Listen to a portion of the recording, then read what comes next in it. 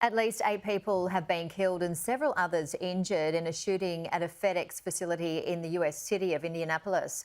Flags at the White House have been lowered to half-mast as the Biden administration call for stronger gun safety control measures. A gunman opening fire at a FedEx facility in Indianapolis, killing at least 8 people and injuring several others before taking his own life. Authorities say the incident unfolded late Thursday night. When officers arrived, they found a very chaotic and active crime scene. They found several victims injured and several victims deceased.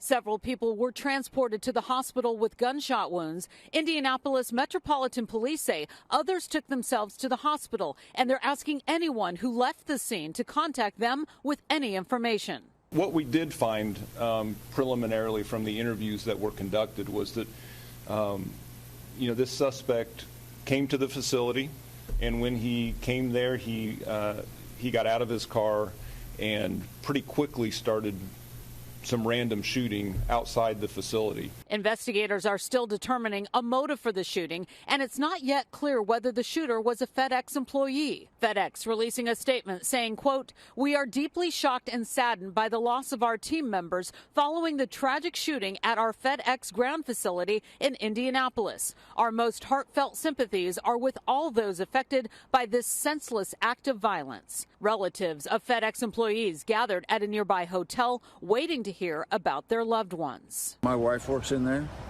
and she texted me to tell me there was an active shooter, and we communicated back and forth for a while. She's since notified me she's okay. The Indianapolis facility is the second largest hub for FedEx globally.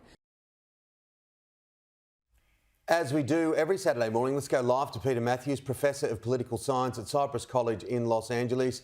Good morning, Professor. Look, it's just unbelievable. It's beyond belief, really, from outsiders looking in, and it just seems to happen year on year. And we hear from the new Biden administration that they need to be tough on gun laws, but it's just not going to happen, is it?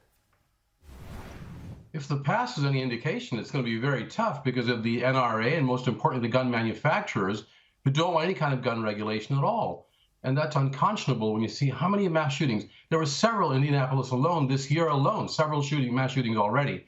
And just on and on.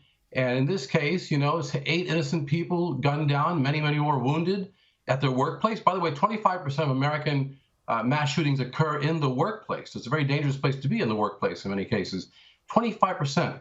And 96% of those are mainly men who are doing the shooting. So this has to stop. Gun regulation, assault weapons ban would be really important. Registration of guns, background checks, all these things that President Biden has proposed. And Congress has to act on it. And the people have to actually get awakened and force Congress to act peacefully, of course.